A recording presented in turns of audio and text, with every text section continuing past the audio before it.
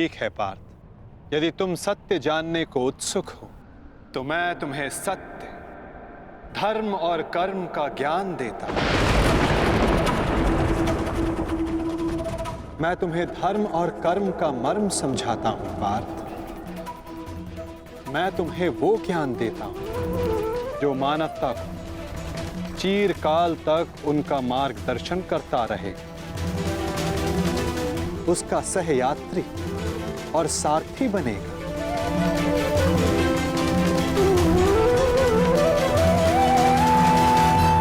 तो समर्पण भाव से सुनो पार्थ, वो ज्ञान जो मैं तुम्हें अर्पण करने वाला हूं। यदा यदा हि धर्मस्य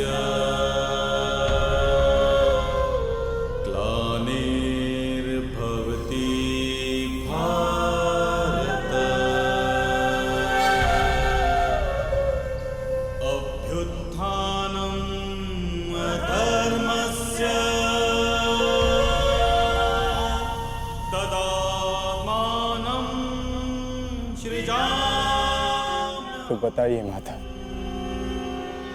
सत्य क्या है, धर्म क्या है? सत्य, धर्म और कर्म ये सब हमारे मन के उत्पाद होते हैं पार्थ। जब तक हमारा मन भ्रम और संशय में होता है तब तक सत्य के दर्शन नहीं होते। तो कर्म और सत्य का मर्म जानने के लिए उत्तर दो पार्थ।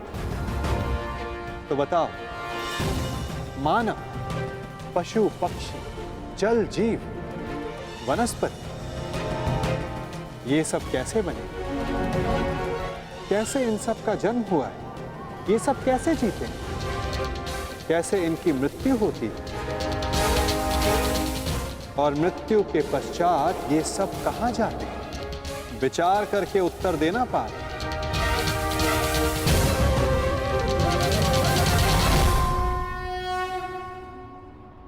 क्योंकि इसी प्रश्न में तुम्हारे भ्रम का उत्तर छिपा हुआ है। तो बताओ। देह मिट्टी से बना है माधव,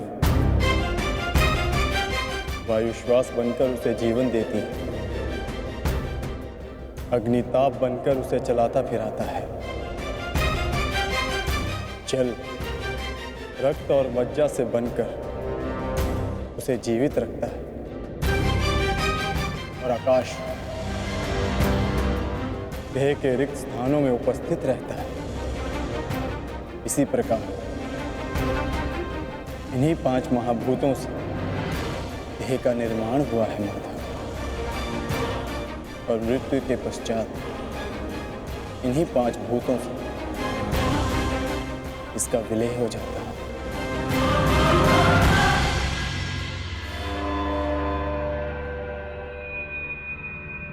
तो इसका अर्थ ये हुआ पार्थ कि मेरा, तुम्हारा, महामहिम भीष्म और आचार्य द्रोण, हम सब का देह इन 5 महाभूतों से बना है, जिसे अंततः उन्हीं में मिल जाना है। तो मोह किसका पार्थ? इस माटी से बने देह का।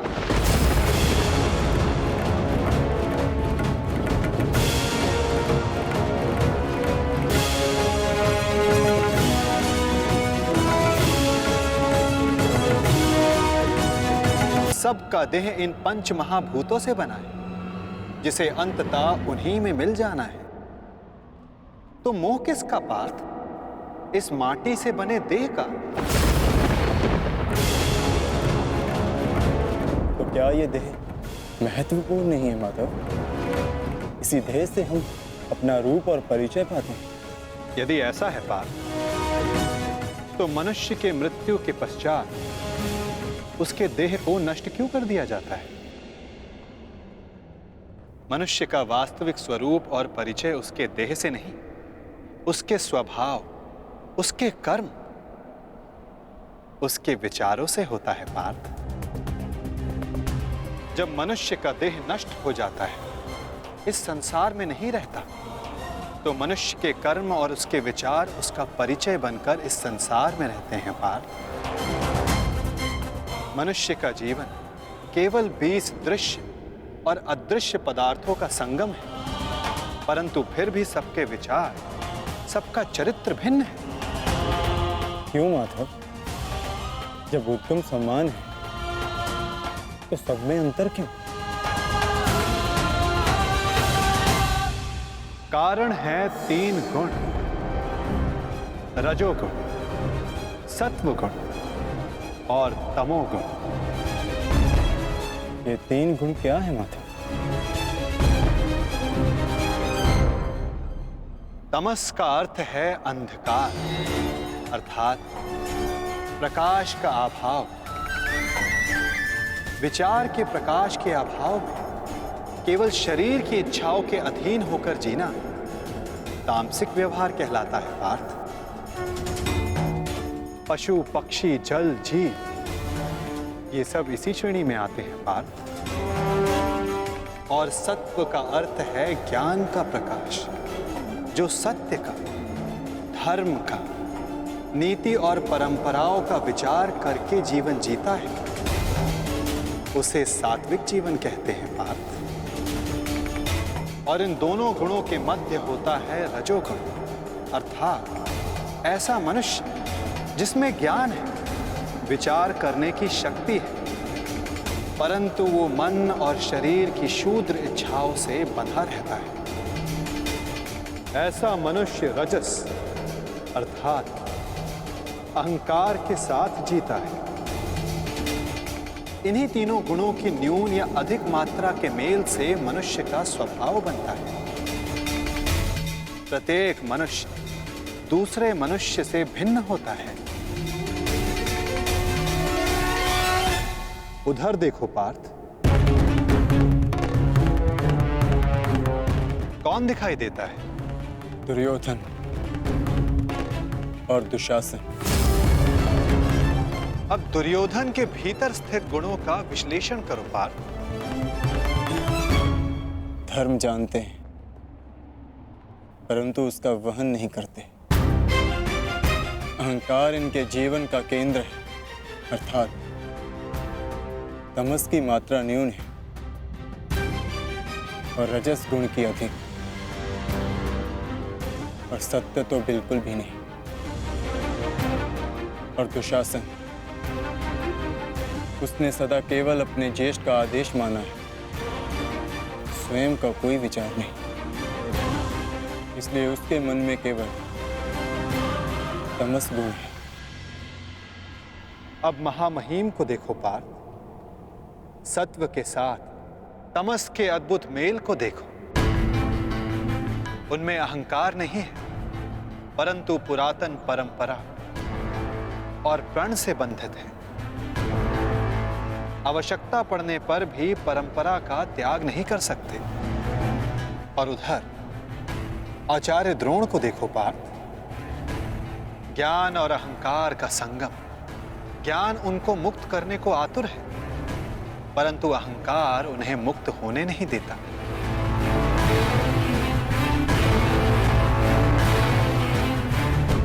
परंतु माता, यदि मनुष्य का स्वभाव इन गुणों के मेल से आकार पाता है, तब तो उसका व्यवहार जन्म से ही निश्चित होता है ना। सिंह का गुण है कि वो मृग का आखेट करेगा ही, भयभीत करेगा ही।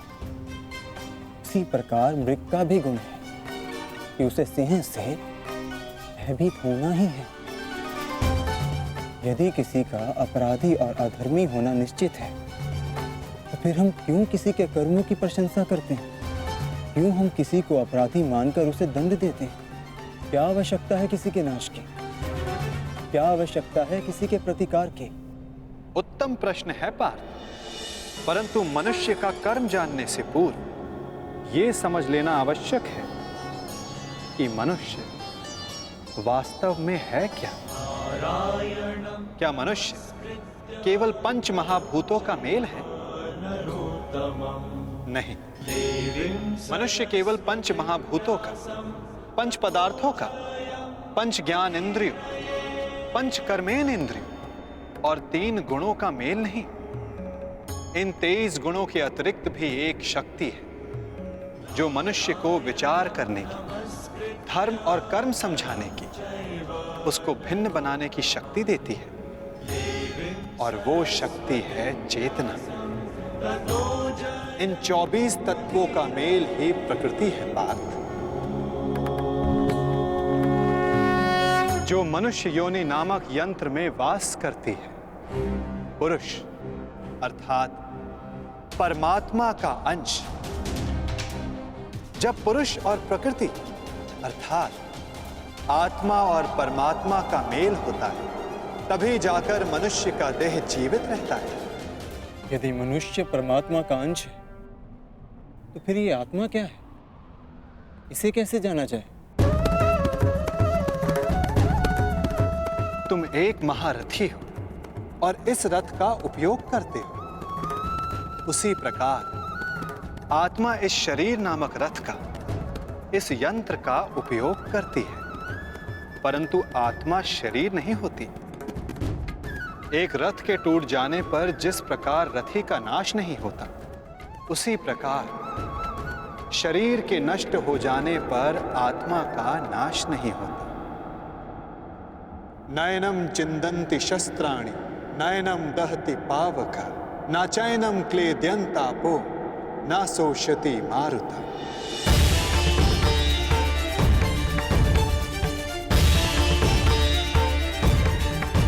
आत्मा को ना कोई शस्त्र छेद सकता है, ना अग्नि उसे जला सकती है, ना जल उसे डुबो सकता है, ना वायु आत्मा को सुखा सकती है।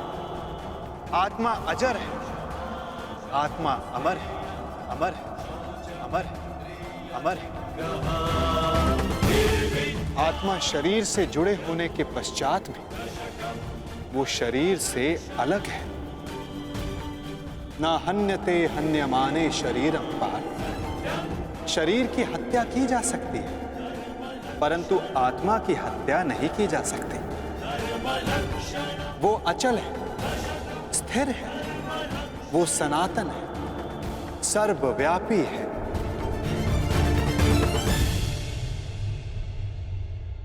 जिस प्रकार हम पुराने वस्त्रों को त्याग कर नया वस्त्र धारण करते हैं, ठीक उसी प्रकार हमारी आत्मा देह नष्ट हो जाने के पश्चात नया देह धारण कर लेती है।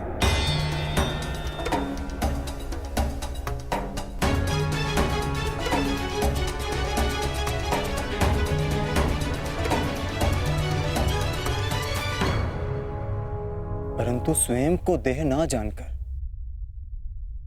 मैं आत्मा को कैसे जान सकता हूं माधव?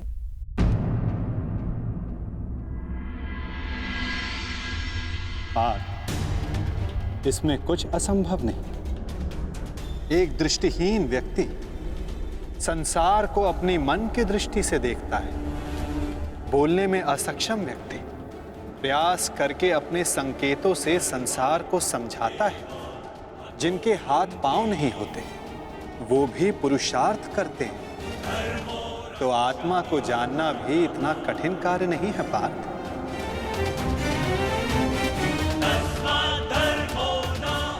जिस प्रकार मूर्छित होने पर शरीर गिर जाता है, कुछ करने योग्य नहीं होता, परंतु जीवित रहता है, उसी प्रकार आत्मा से अनजान व्यक्ति मूर्छित शरीर के समान होता है। वो जीवित रहता है, परंतु कर्म और धर्म को समझ नहीं पाता। जो मनुष्य अपने भीतर जाकर उस परमात्मा के अंश की खोज करता है, वो जान जाता है कि वो केवल इंद्रियों का संगम है, केवल ये शरीर नहीं, केवल भाव नहीं, वो स्वयं को आत्मा के रूप में पहचान लेता है।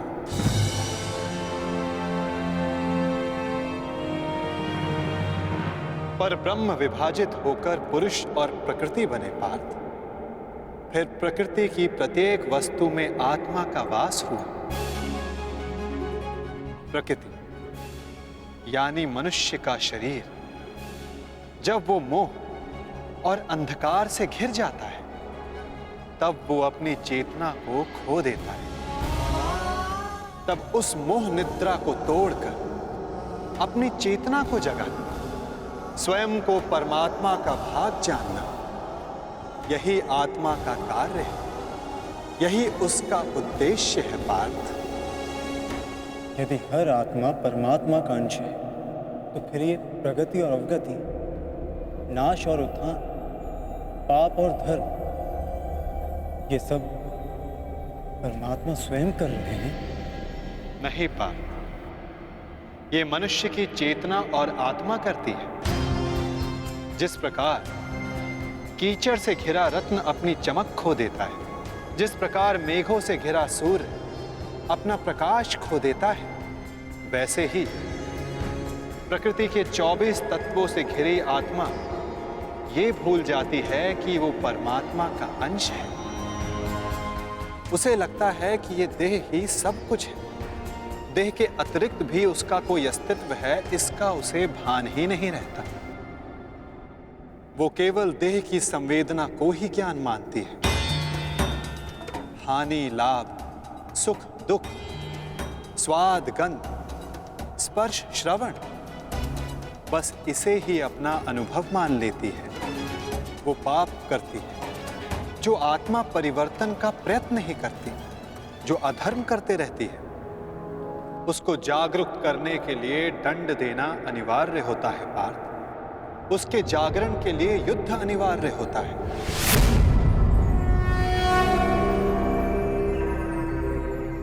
अर्थात ये युद्ध अनिवार्य है, मैं शरीर नहीं। हाँ पार्थ, तुम भी ये शरीर नहीं, तुम भी आत्मा हो। और इस युद्ध भूमि में खड़ा प्रत्येक योद्धा वैसा नहीं जैसा तुम उसे जानते हो।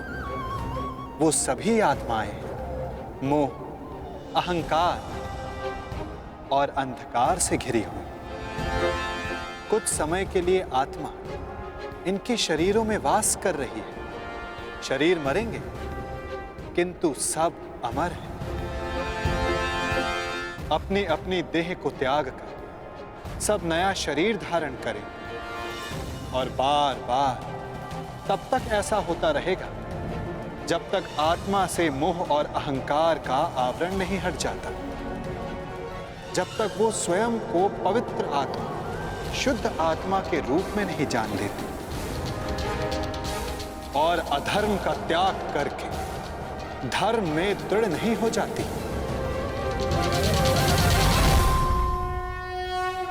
विद्या का पहला पाठ यही है पार्थ। तुम क्या खोने से डरते हो? तुम क्या साथ लाए थे जो तुम वापस ले जाओगे? जिसने जन्म लिया है उसे एक ना एक दिन अवश्य मरना होगा, और जो मरेगा उसे फिर से जन्म लेना होगा। यही महाज्ञान सांख्य योग है पार्थ।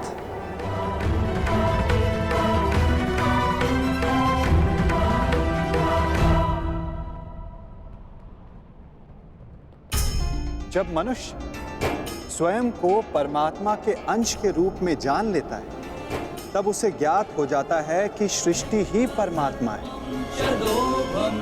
और परमात्मा ही सृष्टि है। सृष्टि और परमात्मा में कोई भेद नहीं। तब वो अन्य प्राणियों के प्रति कठोर और निर्दयी नहीं होता पार्थ। यदि जीभा दांतों से कट जाए तो पीड़ा केवल जीभा को नहीं होती, समग्र शरीर उसकी पीड़ा अनुभव करता है। ठीक उसी प्रकार स्वयं को आत्मा के रूप में जानने वाला सारे संसार की पीड़ा को स्वयं अनुभव करता है और उनके सुख में आनंद भी मनाता है पार्थ। जब तक इस संसार में एक भी मनुष्य को पीड़ा है, तब तक वास्तव में किसी का भी सुख संपूर्ण नहीं होता। और इस सत्य को जानकर मनुष्य का हृदय, मनुष्य का मन करुणा से भर जाता है। करुणा ही धर्म है पार्थ। जिस मनुष्य पर तमस गुण छाया होता है वो निर्दयी, कठोर और स्वार्थी होता है। वो अपने सुख के लिए दूसरों को दुख देता है, परमात्मा की ओर गति नहीं करता।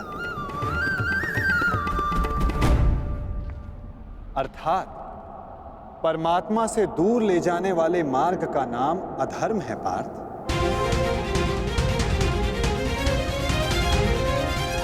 अर्थात अधर्म तो अज्ञान का दूसरा नाम है माधव। परंतु अज्ञानी और अपराधी में अंतर नहीं होता। क्या अज्ञानी के लिए दया आवश्यक नहीं? उन्हें दंड देना कैसे उचित है? जब एक अज्ञानी ज्ञान का मूल्य जानने को सज्ज ना हो तो दंड ही समाधान है पार्थ, और दंड ही दया है, उसके प्रति भी और दूसरों के प्रति भी। सृष्टि की गति सदा परमात्मा की ओर हो, यह आवश्यक नहीं पार्थ। कभी कभी ऐसी स्थिति भी आती है जब अधर्म, मोह और अज्ञान बढ़ जाता है। धर्म के नाश का भय उत्पन्न हो जाता है।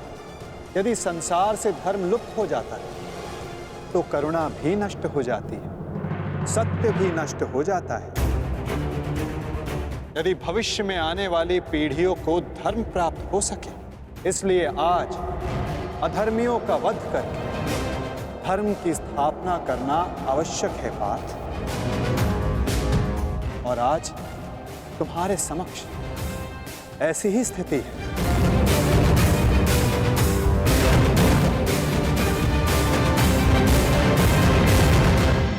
कर्तव्य तुम्हारा है पार्थ। अपनी निर्बलता त्यागो पार्थ और युद्ध के लिए सज्ज हो जाओ।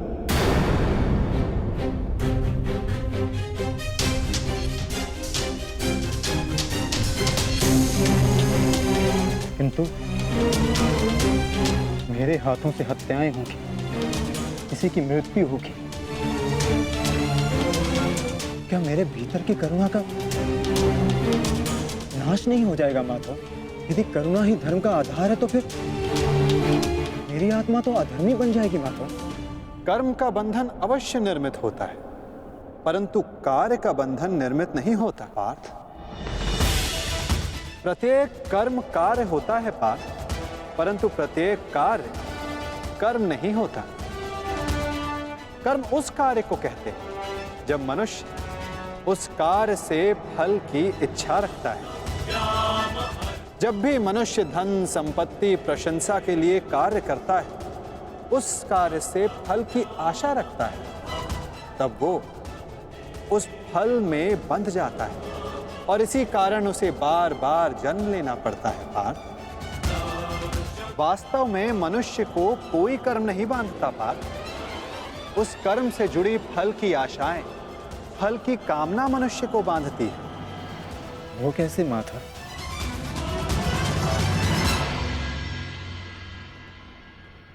यदि तुम्हें इस युद्ध में विजयी होने की आशा है तो पराजित होने पर तुम्हें भीषण दुख होगा पार्थ। वो दुख तुमसे कुकर्म करवाएगा और उसके फल के लिए तुम्हें दूसरा जन्म लेना होगा। और यदि तुम्हें विजय प्राप्त हुई तो वो तुम्हारा अहंकार बढ़ाएगा और उस अहंकार से तुम्हें विश्व विजयी बनाएगा, हत्याएं करवाएगा, उसका पाप तुम्हें बांधेगा पार्थ। तनिक विचार करो पार्थ। यदि इस युद्ध में तुम विजय होने का मोह त्याग दो, पराजित होने का भय त्याग दो, तो बताओ पार्थ, इस युद्ध के पश्चात तुम्हें दुख प्राप्त होगा या सुख?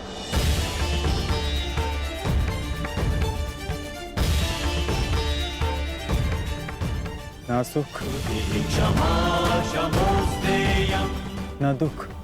अर्थात वास्तव में तुम्हारा सुख, दुख, हताशा, अहंकार, ये सब इस युद्ध के कारण नहीं, ये सब इस युद्ध से जुड़ी तुम्हारी आशाओं के कारण है पार्थ।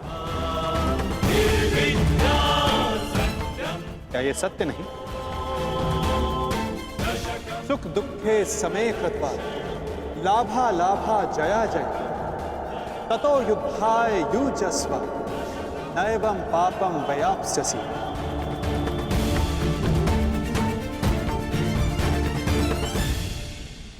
पार्थ, सुख और दुख को समान मानकर हानि और लाभ का विचार किए बिना यदि तुम ये युद्ध करोगे पार्थ, तो तुम पाप के भोगी नहीं बनोगे।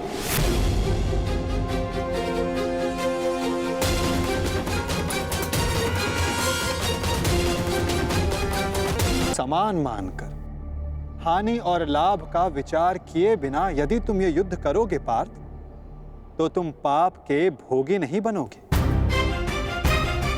इसी को कर्म योग कहते हैं। जो सांख्य योग का ज्ञान प्राप्त कर लेता है, जो ये जान लेता है कि आत्मा ही शरीर है, देह का अनुभव और भोग केवल मृत्यु तक सीमित है, अर्थात वास्तविक नहीं, माया है, उसके लिए कर्म योगी बनना सरल हो जाता है पार्थ। तो यदि कर्म से बंधन निर्मित होता है तो फिर संन्यास लेकर जगत का त्याग करना क्यों उचित नहीं? ये युद्ध इसी सोच का ही तो परिणाम है पार्थ।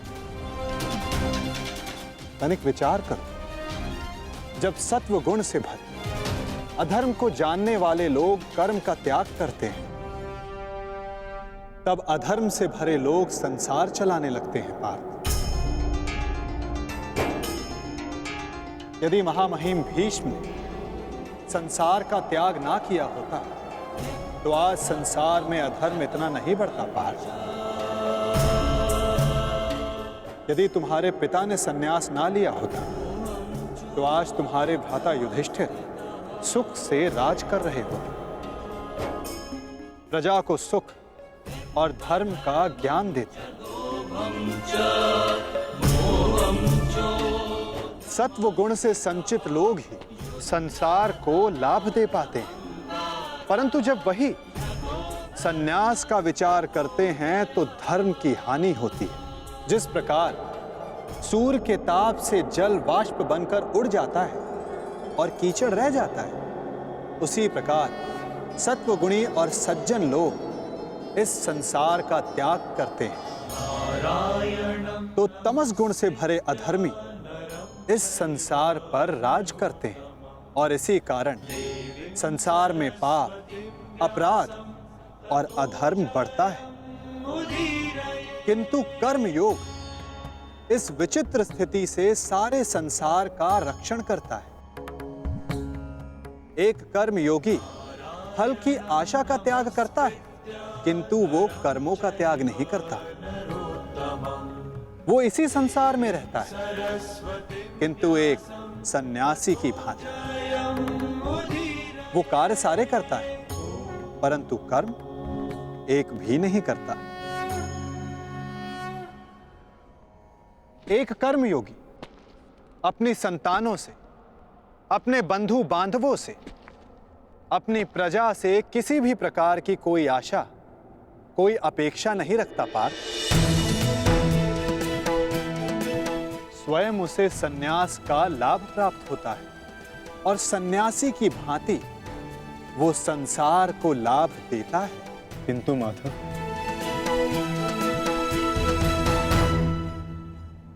मनुष्य अपनी संतानों को सुखी रखने के लिए परिश्रम करता है, वो अपनी संतानों से अपेक्षा कैसे ना रखे माधव? तो बताओ पार्थ, मनुष्य अपनी संतानों के लिए जो कुछ भी करता है, क्या वो उसका प्रेम है या उसका व्यापार? अवश्य ये प्रेम ही है माधव। तो फिर अपने कार्यों का प्रतिफल पाने की इच्छा क्यों पार्थ? भविष्य का लाभ तो व्यापार में देखा जाता है, प्रेम में नहीं। यदि मनुष्य अपनी संतानों का चरित्र निर्माण उचित रूप से करेगा, अपनी संतान को प्रेम और धर्म के संस्कार देगा, तो संतान भी मनुष्य को सम्मान और सुरक्षा अवश्य देगी पार्थ।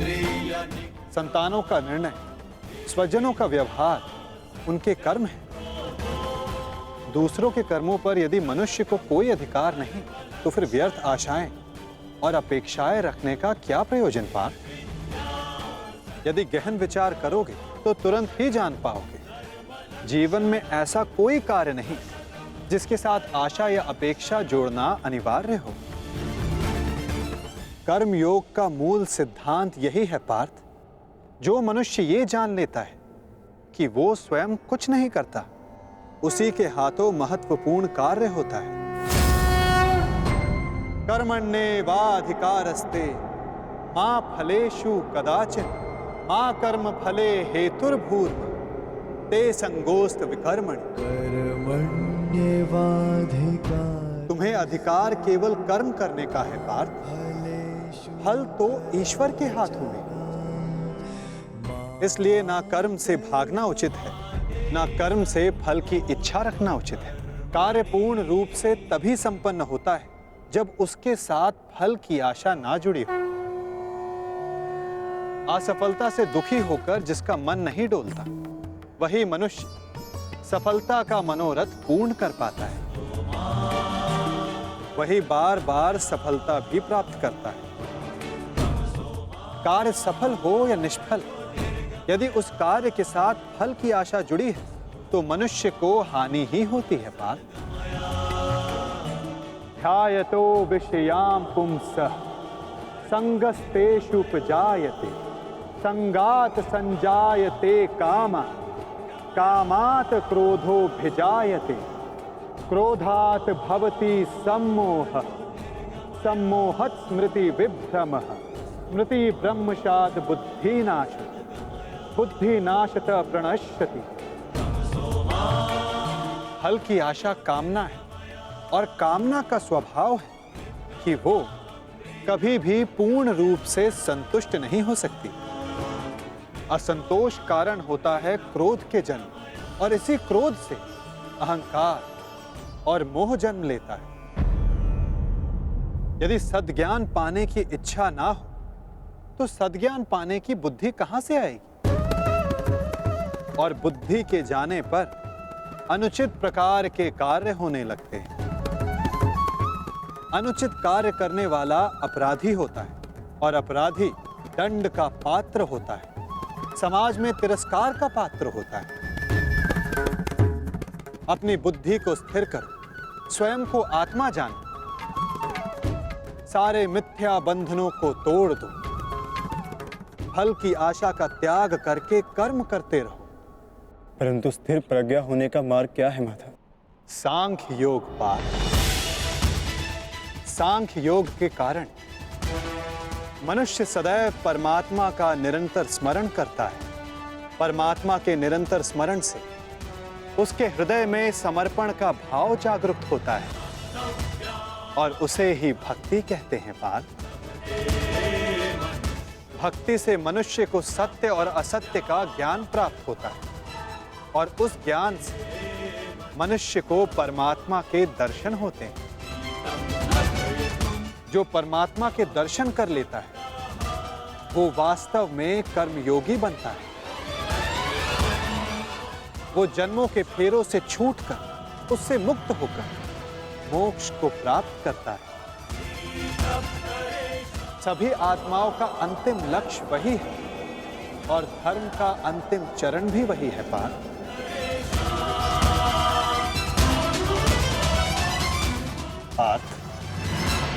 परमात्मा के दर्शन करने हेतु दृष्टि पर बंधी मोह, क्रोध, अहंकार और पूर्वाग्रह की पट्टी उसको उतारना आवश्यक होता है पार्थ।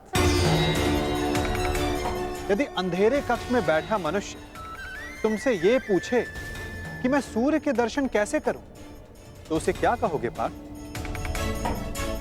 उससे कहोगे कि अपना कक्ष त्याग कर आकाश के नीचे आ जाओ। सूर्य तो सदा उपस्थित है। उसी प्रकार सारा संसार ही परमात्मा है। एक पर ब्रह्म का भाग होकर पुरुष और प्रकृति बने। प्रत्येक शरीर में परमात्मा का अंश होता है। और जो अपनी आत्मा के दर्शन कर लेता है उसे स्वयं परमात्मा के भी दर्शन हो जाते हैं पार्थ। जिस प्रकार नमक के एक कण का स्वाद सारे सागर के स्वाद से भिन्न नहीं होता, उसी प्रकार आत्मा का दर्शन परमात्मा के दर्शन से भिन्न नहीं होता पार्थ। क्या आप ही परमात्मा है माधव?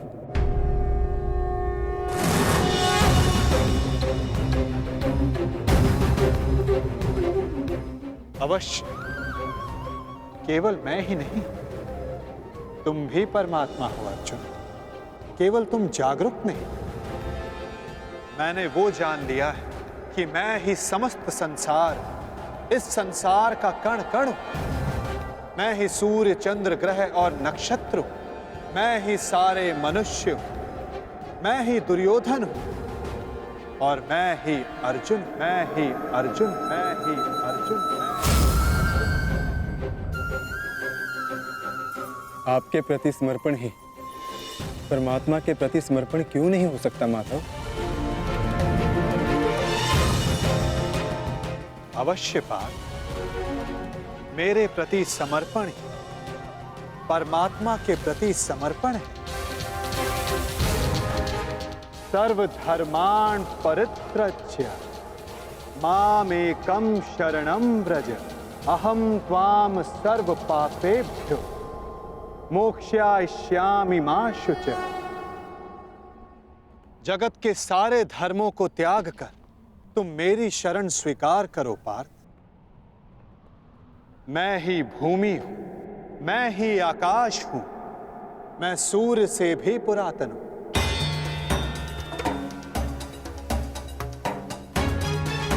मैं किसी वृक्ष पर खिली कली से भी नया हूं। मैं ही स्वर्ग और नरक को धारण करने वाली शक्ति हूं पार्थ। किंतु वो कैसे संभव है माधव?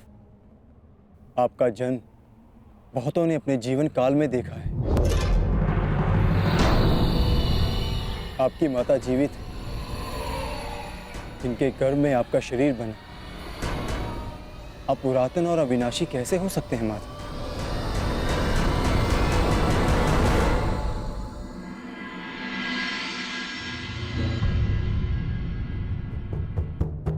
तुम शरीर को देख रहे हो पार्थ, और मैं आत्मा की बात कर रहा हूं। मेरे अनेक जन्म हुए, मैंने अनेक अवतार धारण किए, मेरे अनेक शरीर बने और मिट्टी में मिल गए। आगे भी मैं अनेक बार जन्म लूंगा पार्थ।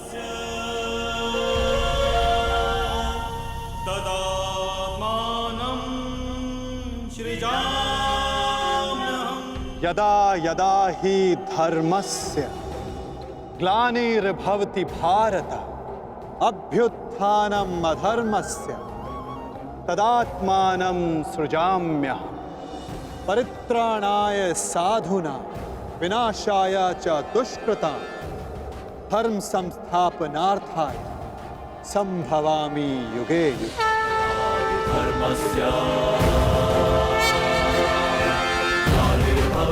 भारत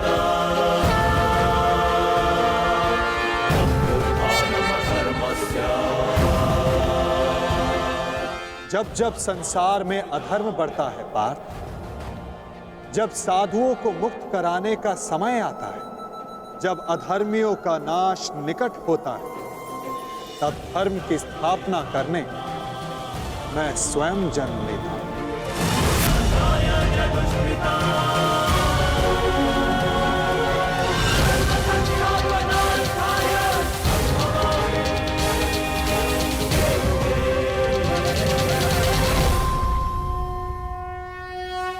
मैं ही मत्स्य अवतार भी था, मैं ही वामन था, परशुराम भी मैं ही,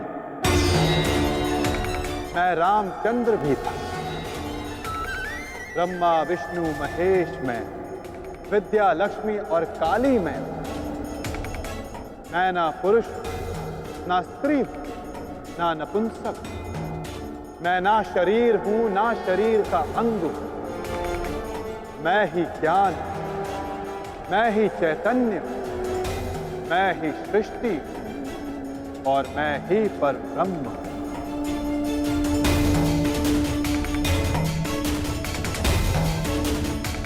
जब तुम भी आत्मज्ञान प्राप्त कर लो, तब तुम भी स्वयं को मुझसे अभिन्न और जुड़ा हुआ पाओगे पार्थ। तब तुम भी मेरी ही भांति स्वयं को परमात्मा के रूप में जानोगे। परंतु ये पद प्राप्त करने के लिए तुम्हारा मेरे प्रति संपूर्ण समर्पण अनिवार्य है पार्थ।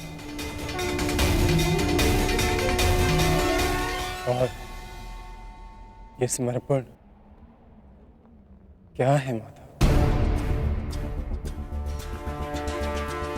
समर्पण वास्तव में मन की ऐसी स्थिति है पार्थ, जहां मनुष्य सारे संकल्प त्याग देता है। वो ना स्वयं कोई निर्णय लेता है, ना कोई प्रण लेता है। उसको जैसा आदेश मिलता है वो वैसा ही कार्य करता है।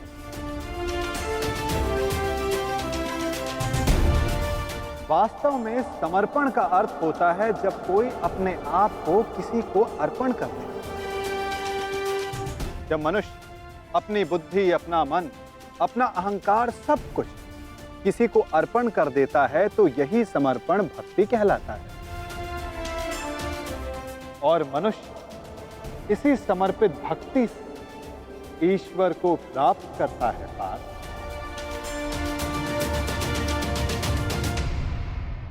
माधव, पत्नी का समर्पण पति की ओर होता है, युद्ध का समर्पण सेनापति की ओर होता है।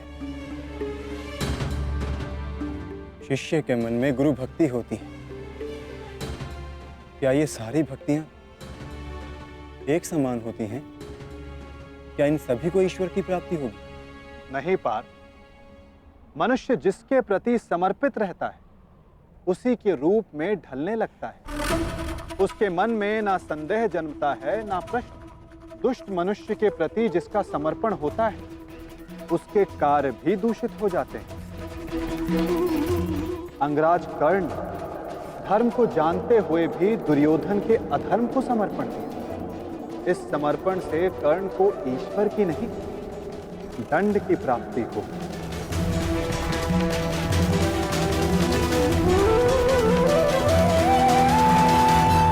अंगराज को इस युद्ध में जो दंड मिलेगा वो जन्म का नहीं, जाति का नहीं, अपितु एक दुष्ट के प्रति समर्पण करने का दंड मिलेगा पार्थ। इसलिए समर्पण भी उत्तम भाव के प्रति होना आवश्यक है।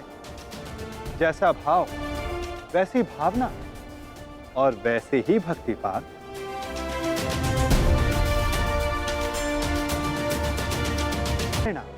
माला यदि लोहे की हो तो उसे गले में धारण नहीं की जा सकती, उससे अपराधी को बांधा जाता है।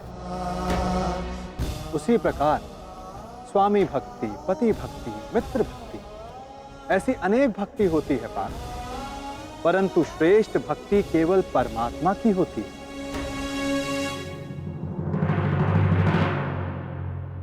किंतु परमात्मा की भक्ति का सांख्य तथा कर्म योग से क्या संबंध है माधव? सांख्य योग से मनुष्य आत्मा को जानता है और कर्म योग से मनुष्य जीवन के संबंधों से मुक्त हो जाता है।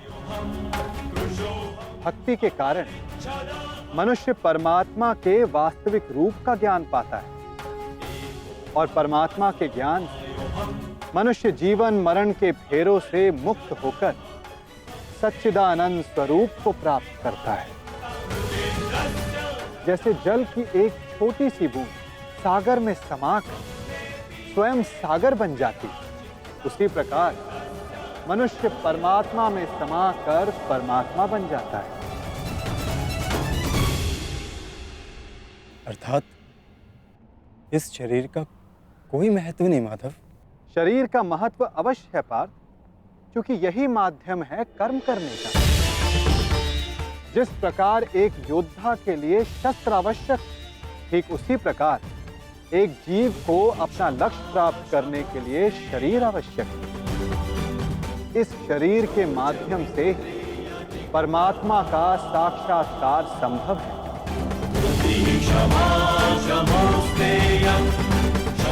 मृत्यु और जन्म के बीच के समय में आत्मा के ज्ञान में कोई वृद्धि नहीं हो पाती पार्थ। इस जन्म में जो अनुभव, विचार और ज्ञान प्राप्त होते हैं, आत्मा उसी को लेकर नया शरीर धारण करती है।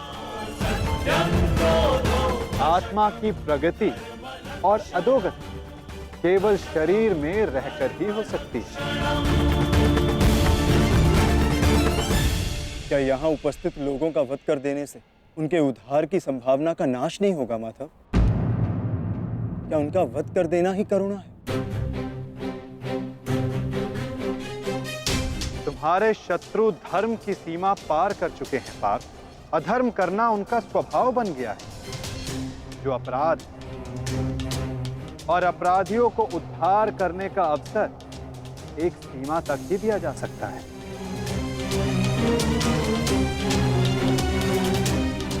मैंने शिशुपाल के 99 अपराधों को क्षमा किया, परंतु 100 अपराध के पश्चात उसे दंड देना अनिवार्य था। यदि एक अपराधी को अपराध करने दिया जाए तो उसका अधिक से अधिक पतन ही होता है। उसे अधर्म से रोकने में ही करुणा है पार्थ। और ये आत्माएं मरेंगी नहीं, अधर्म से दूषित हुए शरीर का त्याग करेंगे। उस शरीर में प्रगति की संभावना अधिक होती है पार्थ। इस दृष्टि से तुम्हारा इन सब का वध करना उचित है।